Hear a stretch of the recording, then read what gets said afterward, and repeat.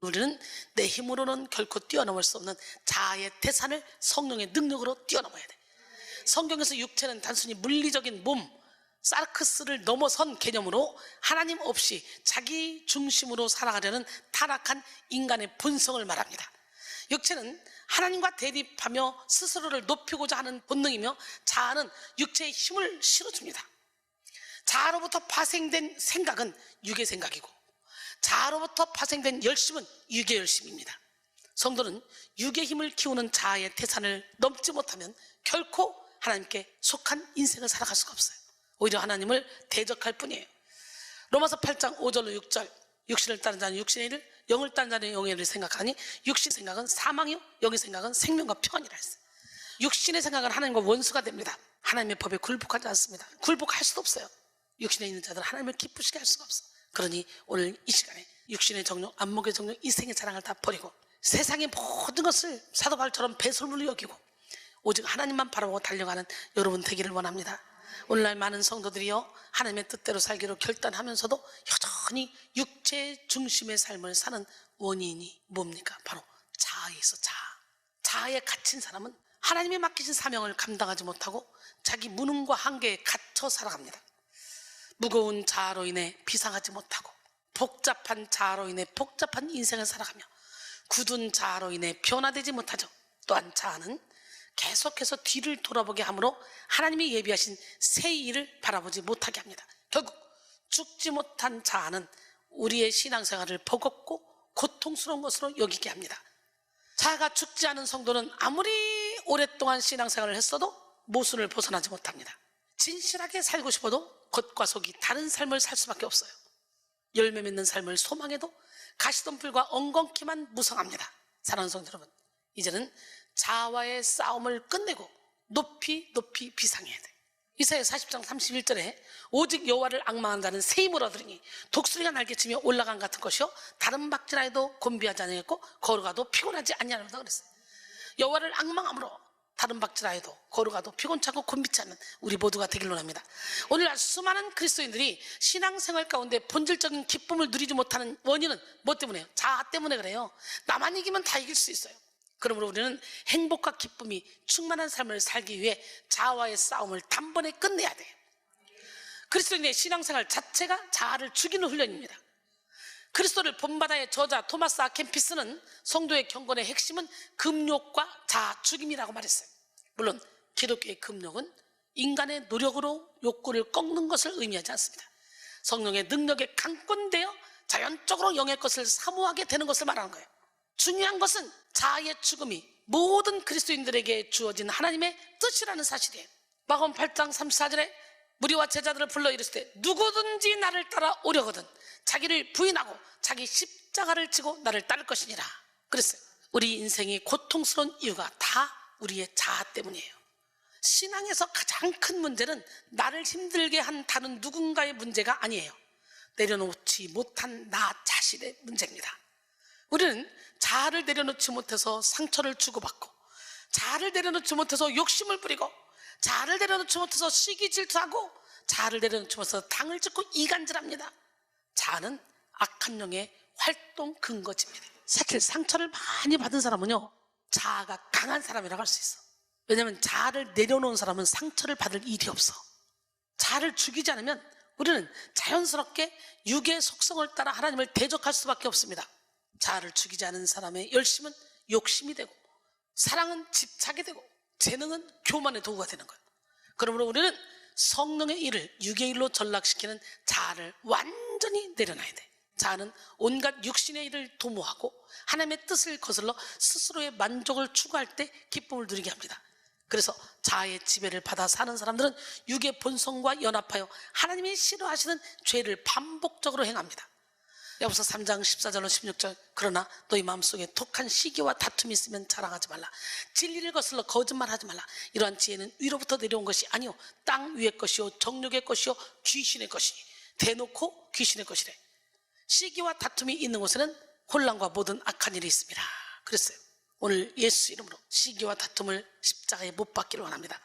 자아는 죄를 키워 우리의 인생을 교만의 길로, 불신의 길로, 염려, 걱정, 근심의 길로, 시기, 질투의 길로, 탐욕의 길로 인도합니다. 이 자아는 결국 자아의 태산을 넘지 못하면 아무리 오래 기도해도 말씀의 달인이 되고 찬송가를 쉬지 않고 불러도 성령의 인도를 받을 수가 없어.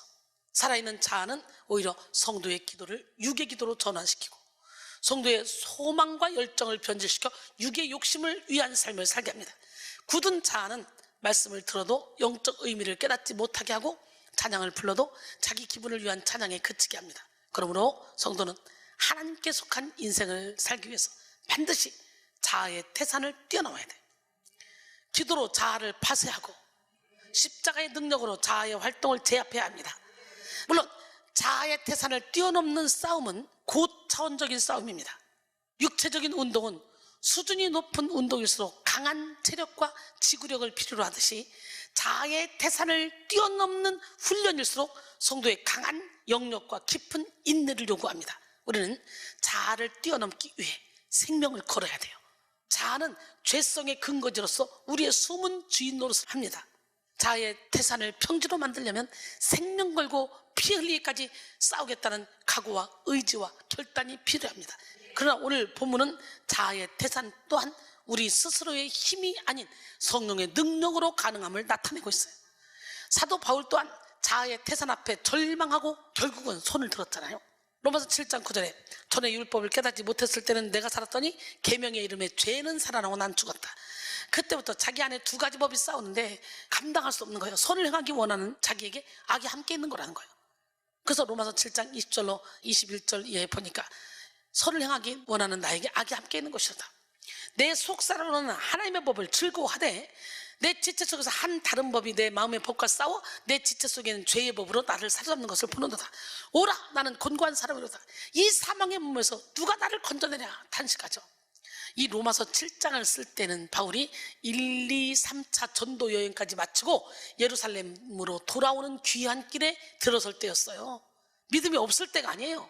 복음을 위해 산전수전 다 겪었던 바울도 육신에 남아있는 죄성들과 연약함 때문에 하나님의 뜻보다 육신을 따를 수밖에 없었던 혼란스러운 내면의 상태를 이렇게 경험한 거예요.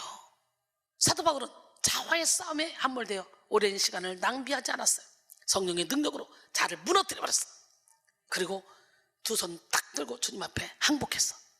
그랬더니 진리 안에 자유를 누리는 삶으로 변화된 거야. 이렇게 나에 대해서 철저히 절망해야 십자가의 소망을 갖습니다. 오라 나는 곤고한 사람이로다. 누가 나를 이 사망의 몸에서 건져내랴 단식한 후에 하나님께 맡겼더니 로마서 8장으로 넘어간 거야. 우리는 이 로마서 7장에서 8장으로 확 빨리 뛰어넘어야 돼. 로마서 8장 1절로 2절 그러므로 이제 그리스도 예수 안에 있는 자에게는 결코 정죄함이 없나니 이는 그리스도 예수 안에 있는 생명의 성령의 법이 죄와 사망의 법에서 너를 해방하였습니다. 할렐루야. 오늘 본문에서 바울은 성령의 능력이 성도의 삶을 새롭게 하고 유지하는 데 필수적인 요소임을 강조하는데요. 사랑하는 성도 여러분, 우리의 힘으로는 자아의 태산을 평지로 만들 수가 없어. 우리의 의지와 결단으로 아무리 자아를 낮추고 육체의 욕망을 억누르려고 해도 이건 불가능해요. 오히려 누르면 누를수록 억압하면 억압할수록 더욱더 휴고 화산처럼 욕망과 자아가 더 강하게 튀어오르기 때문이죠. 사람은 본질상 죄인이기 때문에 자아가 온전히 죽어지지 않은 사람들은 죄를 좋아하는 악한 기질을 가지고 있어. 우리는 죄 중에 태어났기 때문에 예수를 믿는 순간 원죄는 사라졌지만 죄의 경향성, 죄의 부패성은 남아있어. 저절로 죄를 짓기 좋아하는 이 몸을 가지고 있어. 그래서 육신의 장막점을 벗을 때까지는 어떻게 해야 돼? 날마다 죽어야 돼. 날마다 사도 바울처럼 죄와 싸우기를 피하기까지 싸워야 돼. 육체를 입고 있는 한 죄에서 자유로울 수 없습니다.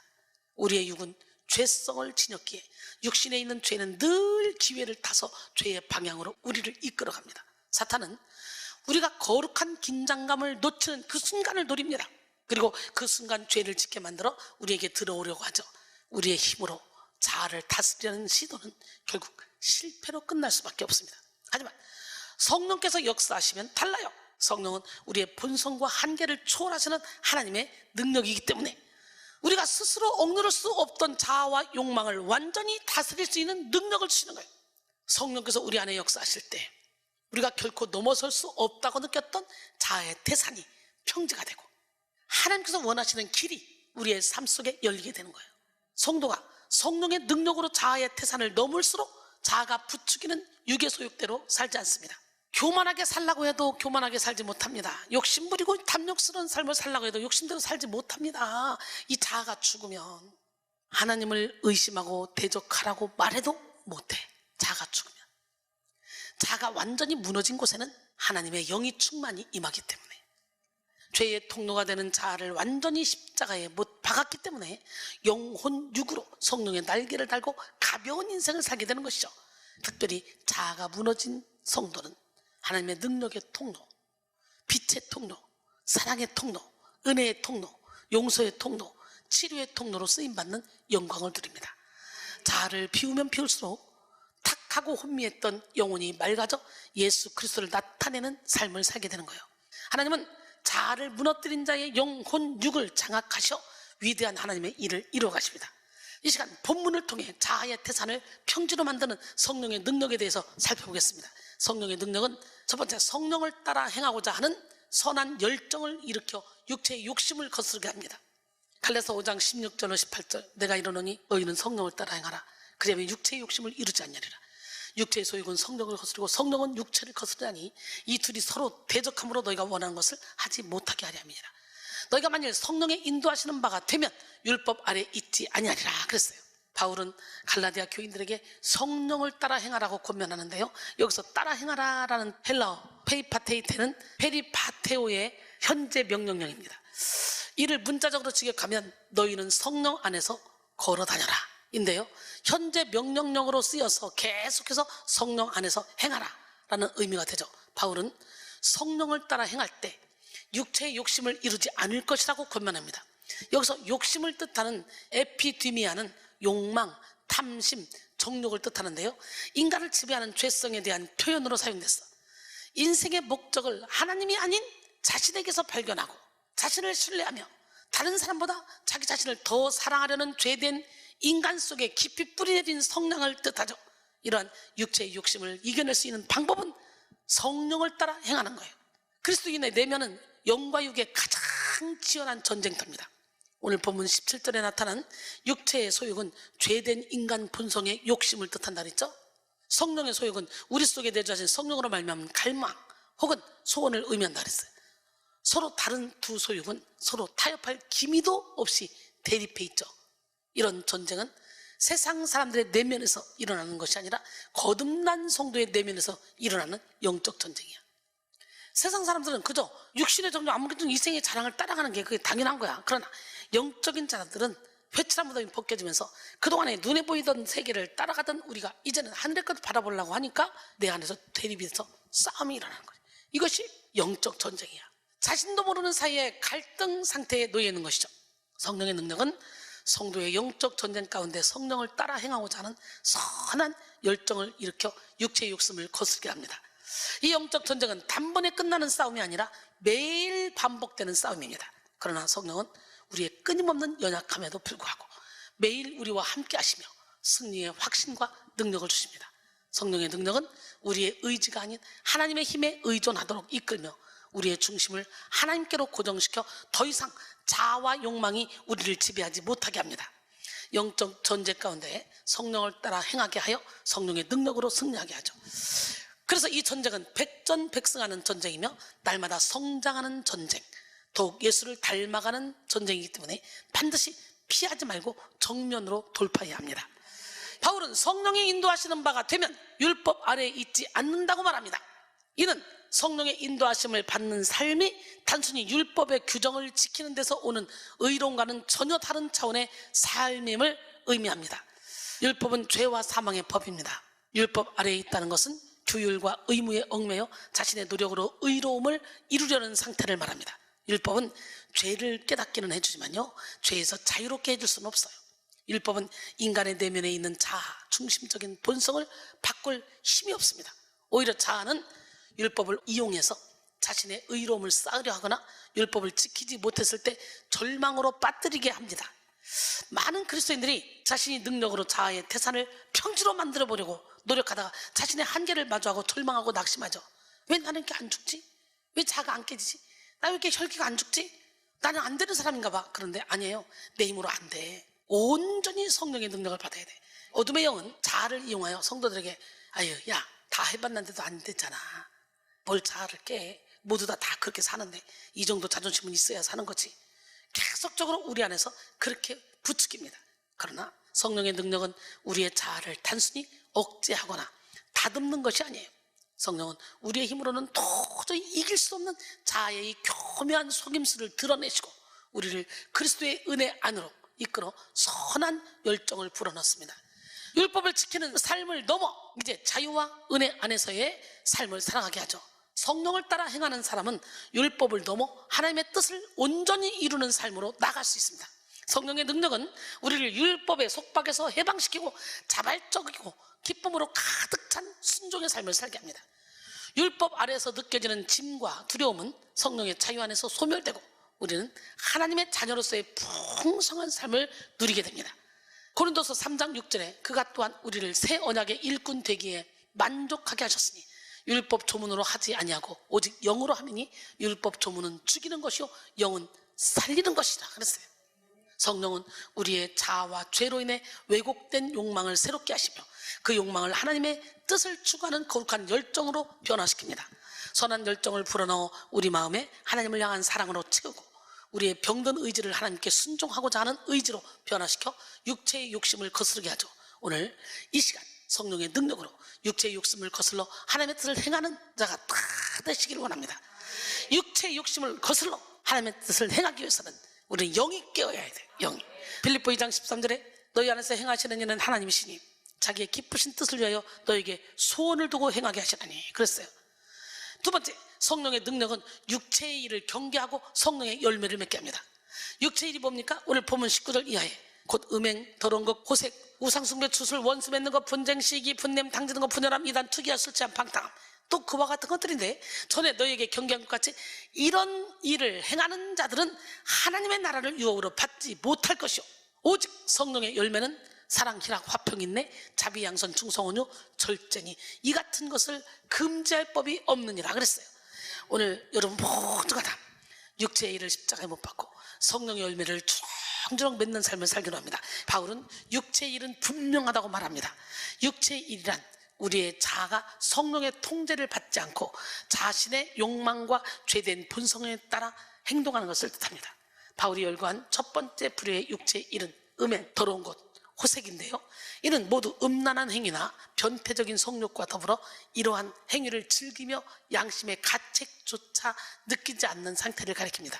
두 번째 부류인 우상숭배와 술수는 종교적인 범죄를 뜻하죠. 여기서 술수는 파르마케이아로 주술사의 행위와 관련된 우상숭배적이며 이교적인 행위를 뜻합니다. 세 번째 부류인 원수 맺는 것, 분쟁, 시기, 분냄, 당지는 것, 분열, 이단, 투기, 이것은 관계 속에서 나타나는 인간의 사악한 본성과 관련된 죄악들을 말합니다. 원수 맺는 것은 용서와 화해를 거부하고 분쟁과 시기는 공동체의 조화를 거부하고 평화를 깨뜨리며 분냄은 충돌을 격화시킵니다. 당지는 것과 분열은 공동체를 파괴하고 이단은 진리를 왜곡하여 사람들을 하나님으로부터 멀어지게 만들죠. 마지막으로 술 취함과 방탕함은 술과 관련된 것입니다. 바울은 성령이 아닌 육의 일을 행하는 자는 하나님의 나라를 유업으로 받지 못할 것이라고 말하죠. 우리는 술 취하지 말고 성령의 충만함을 받아야 돼. 자아는 우리의 육체의 욕망을 부추겨 악한 일을 행하게 합니다. 자아는 단순히 육체적인 욕망을 부추길 뿐만 아니라 그러한 욕망을 정당화하고 합리화하려는 속성을 가지고 있어요. 어둠의 영은 자신을 가장 최우선시하는 인본주의 사상 아래 육체의 일을 합리화합니다. 성도의 영의 눈을 가려서 육체의 일에 죄악의 실상을 깨닫지 못하게 하여 우리를 죄악의 구렁텅이로 이끌어가죠. 눈앞에 있는 것들을 취하게 하고 육신의 정욕, 안목의 정욕, 이생의 자랑으로 성도들을 유혹합니다. 죄된 자아를 부추겨 육의 속성을 따르게 합니다. 자신을 드러내게 하고 자존심을 세우고 받은 상처를 더욱 크게 부풀리죠. 그러면서도 자신이 행하는 일들을 깨닫지 못하게 합니다. 많은 그리스도인들이 실제적으로 자신 속에 악한 자아의 실체를 인정하지 못합니다. 겉으로는 내가 악해요, 정말 내가 못됐어요 라고 고백하지만 속으로는 그래도 내가 이런 부분은 쓸모있지 않아? 그래도 내가 이런 부분은 괜찮잖아 라는 생각으로 자신의 모습을 합리화합니다. 내가 그래도 하나님 앞에 쓰임 받고자 하는 그런 몸부림친 시간이 있는데 다른 사람들보다는 내가 낫지, 내가 그래도 사회적인 위치가 있는데 라는 마음으로 가식의 옷을 입고 악한 자아를 깨뜨리지 않아요. 결국 악한 자아의 실체를 깨닫지 못하는 사람은 신앙의 연수가 쌓이고 쌓여도 여전히 어린아이 신앙에 머물게 됩니다. 고린도전서 3장 1절 2절 형제들아, 내가 신령한 자들을 대함과 같이 너희에게 말할 수 없어서 육신에 속한 자 곧 그리스도 안에서 어린아이들을 대함과 같이 하노라. 내가 너희를 젖으로 먹이고 밥으로 아니하였느니 이는 너희가 감당하지 못하였으니 뭐니까 지금도 못하리라 그랬어요. 이 시간 어린아이 신앙에 머무는 것이 아니라 자아를 깨뜨려 장성한 분량에 이르기까지 성장하는 여러분들이 원합니다. 이를 위해 악한 자아의 실체를 인정하고 하나님 앞에 나가 회개해야 돼요. 우리가 성령의 인도를 받으면 육체의 일이 분명하게 깨달아집니다. 자아를 따라 육체의 일을 하게 될 때의 결말이 깨달아지고 작은 죄를 통해 눈덩이처럼 불어나는 죄의 속성을 깨닫게 되죠. 우리의 삶 속에서 자아의 거짓된 욕망을 끊어내고 하나님의 뜻에 순종하는 삶으로 나갑니다. 말씀의 양분, 기도의 양분을 먹고 성령의 열매를 맺게 하죠. 오늘 우리는 우리가 맺고 있는 열매를 보고 우리가 성령을 따르는지 아니면 육체의 일을 따르는지 분별해서 우리의 삶을 돌아봐야 돼. 반복적이고 은밀한 죄의 미혹에 지속적으로 빠지면서도 어쩔 수 없어, 나는 부족한 사람이야 라고 변명하지 않아야 돼요. 적극적으로 성령의 권능을 힘입고 육체에 쓴 열매를 다 끊어내야 돼. 성령의 열매인 사랑은 자기 중심적인 욕망을 끊고 하나님의 사랑을 실천하게 합니다. 이웃을 위해 희생하며 원수까지도 사랑하는 삶을 살게 합니다. 희락은 환경이나 상황에 좌우되지 않는 내적인 기쁨을 주어 어려운 순간에도 감사하며 하나님의 은혜를 찬양할 수 있도록 만듭니다. 또한 화평은 갈등과 분쟁 속에서도 하나님의 평안을 누리게 하고 이웃과 화목한 관계를 이루게 합니다. 오래 참음은 성급한 판단이나 보복을 피하고 하나님의 때를 기다리며 인내할 수 있는 힘을 줍니다. 자비는 타인의 연약함을 이해하고 그들을 위로하며 선한 일을 행할 수 있도록 이끌어주고, 양선은 우리의 삶이 진실하고 도덕적으로 바르게 살아가도록 이끌어주고 하나님의 선함을 드러내는 도구가 됩니다. 또한 충성은 하나님과 사람들에게 신뢰를 쌓고 맡겨진 일을 책임감 있게 감당하도록 돕습니다. 온유는 교만을 내려놓고 겸손하게 행동하게 하며 다른 사람을 배려하고 섬기는 삶을 살게 합니다. 그리고 절제는 자아의 충동과 육체의 욕망을 다스려 하나님의 뜻에 순종하며 사는 삶을 살게 합니다. 이처럼 성령과 동행하며 주님 안에 거할 때 우리는 자아의 거짓과 육체의 유혹을 다 물리치고 성령의 열매를 풍성히 맺게 됩니다. 오늘 이 시간 성령의 인도를 받아 자아의 거짓된 욕망을 끊고 성령의 열매를 풍성히 맺으시기 바랍니다. 마지막으로 성령의 능력은 자아를 키우는 정욕과 탐심을 버리는 십자가의 길로 인도합니다. 그래서 갈라디아서 5장 24절에 그리스도 예수의 사람들은 육체와 함께 그 정욕과 탐심을 십자가에 못 박았느니라 그랬어요. 갈라디아서 6장 14절에 사도 바울이 고백했습니다. 내게는 우리 주 예수 그리스도의 십자가 외에 결코 자랑할 것이 없으니 그리스도 말미암아 세상이 나를 대하여 십자가에 못 박혔고 내가 또한 세상을 대하여 그러하니라.